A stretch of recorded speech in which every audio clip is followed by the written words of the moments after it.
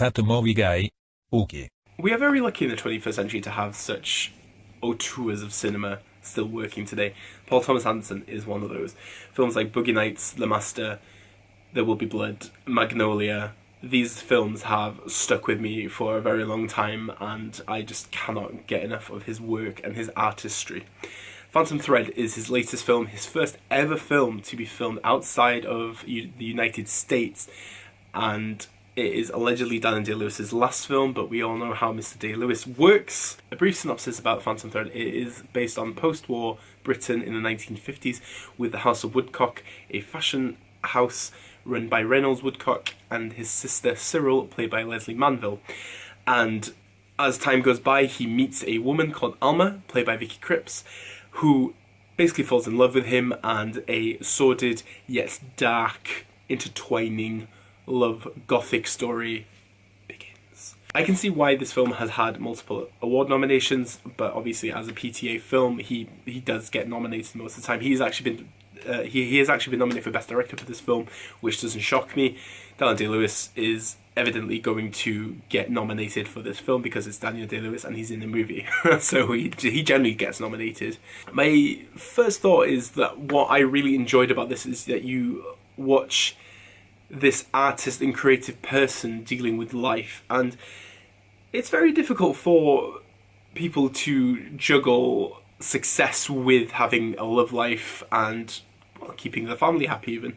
And this is what is interesting about Phantom Thread. You see Reynolds' journey into love, and he's only ever loved one other person, but he basically becomes obsessed and possessive of Alma, who he just adores, and she is his muse and everything. And this is what makes Phantom Thread so tense and interesting, but at the same time it's a very witty film, very dry humoured British comedy. You wouldn't feel like an American made this one because there is such a British twang to this film and a very interesting aesthetic and look and feel to it, and the score by Johnny Greenwood,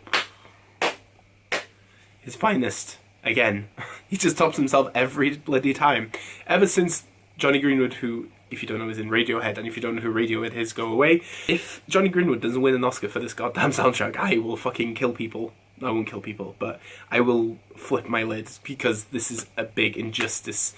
It is so good, and I cannot wait to buy the soundtrack. But it's just so melancholy, and just it has such this amazing classical feel to it. It just works so well throughout the film, and it's very necessary for the plot to develop and to evoke itself.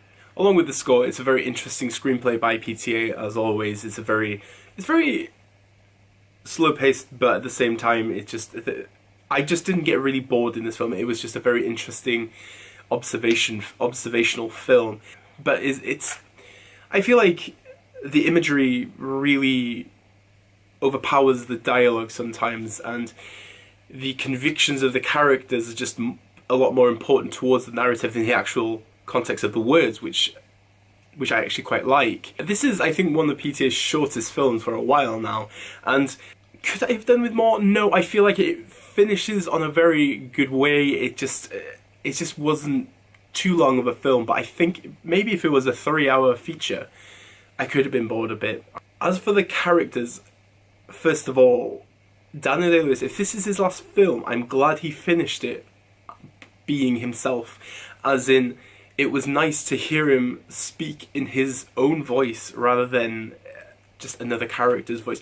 I know that he portrayed Reynolds Woodcock and he studied 1950s fashion meticulously, and he became a fashion designer. And this is what I love about Daniel Day-Lewis. I only just finished watching My Beautiful Laundrette recently, and just him evoking a gay National Front member, he's just amazing. And if this is his last film, it's very sad for me, it's very sad for cinema, but at the same time, I'm glad I got to see this film, and I'm glad that he gave a hell of a performance. As for Leslie Manville as his sister, I actually really liked her as well. I'm very surprised that she's not really been receiving that much attention for this film, but she, again, it's just very strong casting. And for Vicky Krieps as well, I think that she plays Alma so well, and she works off Daniel Day-Lewis So I feel like anytime an actor works with Daniel Day-Lewis, their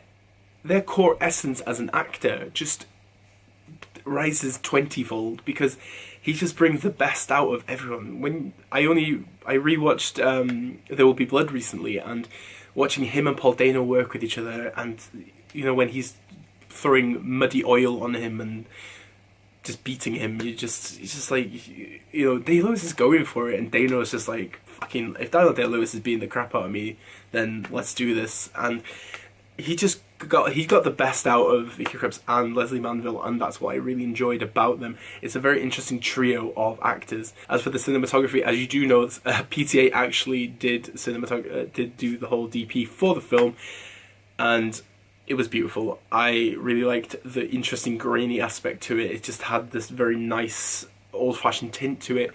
Unfortunately, I've not seen this in 70mm print, which I am dying to see, and I will be in London next month, so I hope I will be able to see it in 70mm. I don't really want to discuss much more about Phantom Thread, because I want you as an audience to go and see this film and enjoy it. It's not going to be for everyone, I understand that, but if you enjoy good British gothic drama, you will like this. If you like Daniel Day-Lewis, you will like this. If you like Paul Thomas Anderson films, you will like this. So, have you seen Phantom Thread yet? Obviously, if you're stateside, you might have seen it by now. I'm happy to hear that this is not leaked online.